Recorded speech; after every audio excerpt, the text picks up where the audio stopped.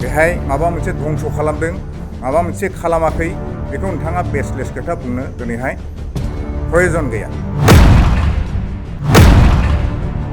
आरो BPF खौ बुंदों बेहाय कमप्लिटलि माने कनस्पिरेसि दं होननानै, किन्तु जोंनिफ्राय स्ट्रंलि बुंगोन बेहाय पार्टिनि खुनु कनस्पिरेसि गैया, काम्पासारनिफ्रायबो गैया, जों बेखौ बुंगोन। बेहाय माबा मोनसे धंस खालामदों माबा मोनसे खालामाखै बेखौ नोंथाङा बेसलेस खोथा बुंनो दिनैहाय प्रयजन गैया। नोंथाङा जुदि प्रुफ होनो हायोब्ला बे खोथाखौहाय दिनैहाय नोंथाङा प्रुफ होथों, नङाब्ला जोङो बेखौ नोंथांनि एगेन्स्टआवहाय जोङो लिगेलि जोङो केस होनाय जागोन। मोनफ्रोमबो प्रेसमेन्टनि बिथांमोनखौ आंनि गोसो गोरबोनिफ्राय बरायनाय थाबाय। दा दिनै मोनाबिलि समाव जोंनि प्रेसमिट लानायनि उद्देश्यआनो जाहैबाय थांनाय 1 तारिख नभेम्बरनि मोनाबिलि समाव जाय NGO मोननै बिथांमोनहा गावजों गाव जाज्लायदोंमोन। दा बेखौ लानानै जोंहा बेंटल अन्थाइबारि गामिनि अमिय नार्जारि बिथां, जों बेखौ सिनायफेरामोन, जों दिनै प्रथम नुदों, किन्तु बिनि एलिगेसन लाबोनायनि सायाव जों फंनैसो दिनै बुंनो रेडि जादों। बिनि एलिगेसन लाबोनाया ओरैबायदि दुखुनांथाव जे जोंनि BPF पार्टिखौ बिथाङा मानो इनभल्भ दं होननानै बुंखो आरो काम्पासारनि पलिटिकेल कनफिडेन्सि दं होननानै मानो बुंनो बिथाङा बबेनिफ्राय साहस मोनखो। जों दिनै बुंनो सानदों बिथांखौ, बिथाङा उननि गावनि लाइफनि थाखाय बियो माबा मोनसे सिमां नुदों जे जोंनि जिखिनि सिन्था धारना बे लिडारनि मोनसे सिन्था धारना खालामदों।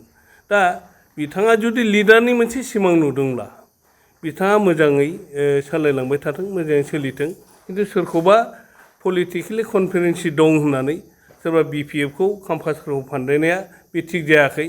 आरो जों दिनै बुंगोन बिथाङा दिनै BPF खौ फान्दायनायाव माबा मोनसे प्रुफ दं नामा, बिथाङा प्रुफ होनो हागोन नामा? किन्तु बिथाङा जुदि प्रुफ होनो हायो नैबे साननैसोनि गेजेराव काम्पासारा बेवहाय पलिटिकेलि कनफिडेन्सि दं होननानै बा BPF आ इनभल्भ दं बेखौ बिथाङा दिनै जोंनि माबायाव होनांगौ बिथाङा। ओंखायनो जों दाबिदों बेबायदि जानला मोनला बुंनायनिफ्राय जे अमिय बिथाङा गोजानाव थानांगौ। खुलुमबाय। मोनसे जोंनि दोलो BPF आरो काम्पासारनि एगेन्स्टआव जिखिनि एलिगेसन खोथा ओंखारदों, अन्थाइबारि गामिनि होननानै खोनानो मोन्दों अमिय नार्जारि बिथाङा जि बेसलेस खोथा बुंदों बिनि सायावनो जोङो खेंफोरथि होनो नागिरदों। बिथाङा बुंदों 17 बोसोरनि खोथा आरो BPF खौ बुंदों बेहाय कमप्लिटलि माने कनस्पिरेसि दं होननानै, किन्तु जोंनिफ्राय स्ट्रंलि बुंगोन बेहाय पार्टिनि खुनु कनस्पिरेसि गैया, काम्पासारनिफ्रायबो गैया, जों बेखौ बुंगोन। बेवहाय जोङो मिथिदों, जोङो खोनादों मोननै जि NGO दल दङ बेहाय, बे मोननै दल NGO जों बेहाय सार्भिस प्रभाइडार दिनै फेरेंगा बिथांनि जायफोर एपइन्टेड बे ग्रुपनिफ्राय आरो मोनसे NGO जों बेहाय मोननैजों जालायनानै बिसोरनि गेजेरावसो बे कनफ्लिक्टआ जादों, बेहाय खुनु पलिटिकेलि कनस्पिरेसि गैया होननानै जों बुंदों। आरो भबिष्यत जोंनि सायाव बेबायदि बेसलेस खोथाखौ दा बुंथों, साबधान जा। नोंथाङा जि सिमां नुदों पलिटिकेल लिडार जानानै जानो थाखाय बेहाय जोंहा बुंनांगौ गैया, किन्तु दिनै 17 बोसोराव BPF आ मा मावदोंमोन मा मावाखै बेखौ रायजो राजा क्लियार मिथिगौ। बेहाय माबा मोनसे धंस खालामदों माबा मोनसे खालामाखै बेखौ नोंथाङा बेसलेस खोथा बुंनो दिनैहाय प्रयजन गैया बा बुंनो नोंथाङा दरखार गैया। बेखायनो बेनिफ्राय गोजान जा, नङाब्ला जोङो नोंथांखौ केस होनाय जागोन। जोंनिफ्राय बे स्पष्ट खोथा आरो दा बेखायनो जों दिनै बुंदों नोंथाङा जुदि प्रुफ होनो हायोब्ला बे खोथाखौहाय दिनैहाय नोंथाङा प्रुफ होथों, नङाब्ला जोङो बेखौ नोंथांनि एगेन्स्टआवहाय जोङो लिगेलि जोङो केस होनाय जागोन।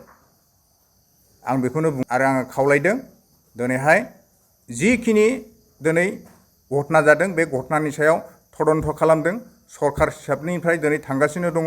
बेखायनो बियो ओंखारगोन रियेलिटिया मा बेखौ जोंखौ दिनै बुंनायनि एगेन्स्टआव जोङो बुंबाय, बेनिफ्राय नोंथाङा जानगाराव थानांगौ, नङाब्ला जोङो नोंथांनि एगेन्स्टआव जोंबो गसंनाय जागोन।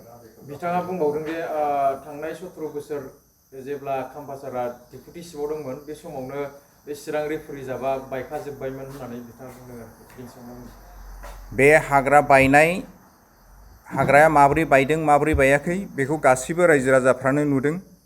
बेवहाय सोरबा इएमआ हाग्रा दानफाया, बेवहाय हमै हमै गारि घरा बाहाय लाबोना दोनफैदों रेन्ज अफिसाव डिएफअ अफिसाव बजाय गासैबो गारि घरा सेवदों, दंफां सेवदों। खिन्थु दिनैनि दिनाव नोंथांमोना रायजो राजायानो नुगोन बेवहाय दिनै खुनु दंफां गैला, फाननानै जाजोब्बाय। आरो दिनै जों खोनाबाय हाग्राया बे जोबनाया बै 17 बोसोरनि खोथा बुंदों, बिसोर हानदोंसो, खिन्थु दिनैसो जोबगासिनो दं, बे गोदान गोदान एवगासिनो दं। बे जाहैबाय दानि बे जिखिनि प्रुफ जादों, बे प्रुफनि थाखायनो दिनै बेफोरो तदन्त जागासिनो दङ। आरो बिथाङा बुंदों बै समावहाय जे 17 बोसोरनि गेजेराव माबा सना बायदि बिफांफोर दंमोननो, आरो बे सनाफोर बायदि बिफाङा जोबदों होननानै बुंदों। खिन्थु बे दिनैनि दिनाव रायजो राजाफ्रा बेखौ बिजिरनानै नायगोन। बै समाव खाम्फासारनि समाव दिनैहाय बे आन्दार चिरां दुवार बेवहाय गंसेबो मिल दिनै खुलिनो होनाय जायाखैमोन। खिन्थु दिनैनि दिनाव जों मिथिगौ थाय थाय बेहाय मिलफोर दङ। बेखायनो बेनो फोरमान जे बिनि थाखायनो दिनै हाग्राया जोबलांनायनि लामायाव दङ। खिन्थु बै समाव गंसेबो मिल गैयामोन बे ओनसोलाव, बेयो एकदम रोखा। बेखौ नोंथांमोना बिजिरनानै रायजो राजाफ्रानो नायनो हागोन। आरो बेखौ आं ओंखायनो बुंदों रायजो राजाफ्रानो दिनै मेगनजों नुदों बबे समाव मा जादों आरो मा मावदों, बे गासैबो रायजोफ्रासो बिजिरनानै नायगोन। आथिखालाव सोलिनाय बे दंफां फालांगि दावराव जागासिनो दं, बेखौ सरकारा माबायदि इनिसियेटिभ लाजानो लुबैयो? बेखौ जोंनिफ्राय जोङो स्ट्रंलि खावलायगोन। गोदो जेरैहाय स्ट्रंलि बेखौ प्रटेक्सन होबोदों, दानि सरकाराबो बेखौ स्ट्रंलि प्रटेक्सन होनांगौ, जोङो बेखौनो बुंगोन। आरो बेहाय कनसिडार जानो मोना।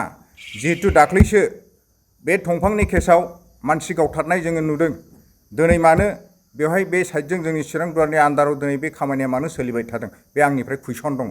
बेखायनो बन्दब्ला गासैबो बन्द जानांगौ। बेखौनो आङो स्ट्रंलि खावलायदों जे बेबायदि माखासे सिङाव कनस्पिरेसि खामानि मावनायखौ जों नुनो मोनदों, जाहाथे बेयो टटेलि स्टप जायो। आरो बेखौ सरकारा टटेलि स्टप खालामनांगौ होननानै आंनिफ्राय बेखौनो खावलायदों।